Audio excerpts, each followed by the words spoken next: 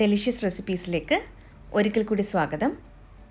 ഇന്ന് ഒരു തനി നാടൻ റെസിപ്പിയുമായിട്ടാണ് ഞാൻ വന്നിരിക്കുന്നത്. ചെമ്മീൻ തോരനാണ് ഇന്ന് നമ്മൾ തയ്യാറാക്കുന്നത്. ഇത് ചൂട് ചോറിൻ്റെ കൂടെയൊക്കെ കഴിക്കാൻ പറ്റിയ ഒരു അടിപൊളി ചെമ്മീൻ തോരനാണ്. അപ്പോൾ നമുക്കിത് എങ്ങനെയാണ് തയ്യാറാക്കുന്നതെന്ന് നോക്കിയാലോ.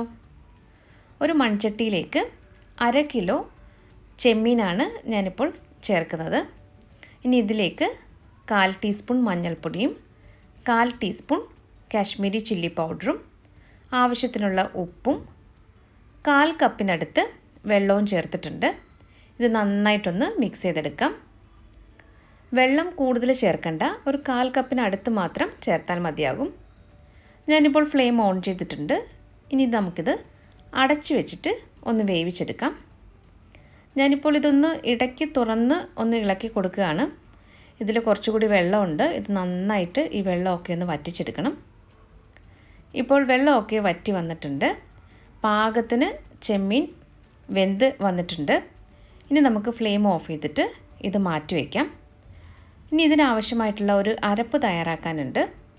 അപ്പോൾ അതിനു വേണ്ടി 3/4 കപ്പ് തേങ്ങയും 2 പച്ചമുളകും ഒരു ചെറിയ കഷ്ണം ഇഞ്ചിയും 3 ചെറിയ വെളുത്തുള്ളി അല്ലിയുമാണ് എടുത്തത്. ഇത് ഞാനൊരു മിക്സിയുടെ ജാറിലേക്ക് മാറ്റിയിട്ടുണ്ട്.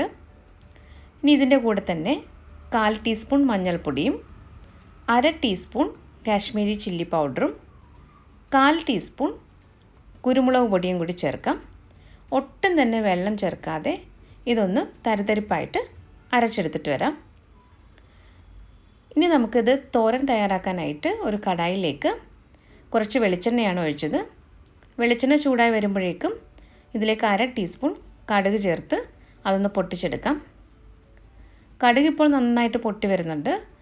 ഇനി ഇതിലേക്ക് 2 ഉണക്കമുളകും കുറച്ച് കറിവേപ്പിലയും കൂടി ചേർത്തിട്ട് നന്നായിട്ടൊന്ന് വഴറ്റിയെടുക്കാം.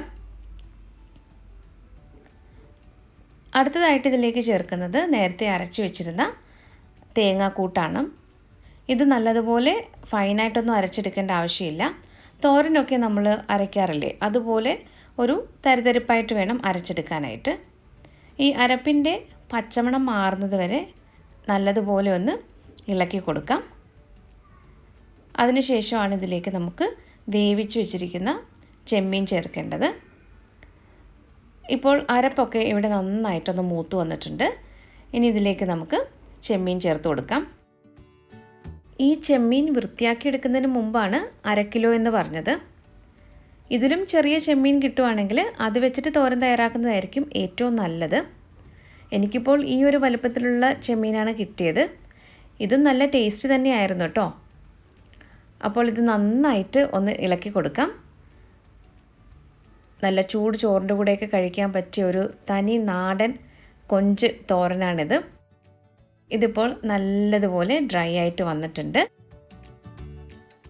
ഈ ഒരു രീതിയിൽ നിങ്ങളൊന്ന് തയ്യാറാക്കി നോക്കൂ. തീർച്ചയായും നിങ്ങൾക്കിത് ഇഷ്ടമാകും.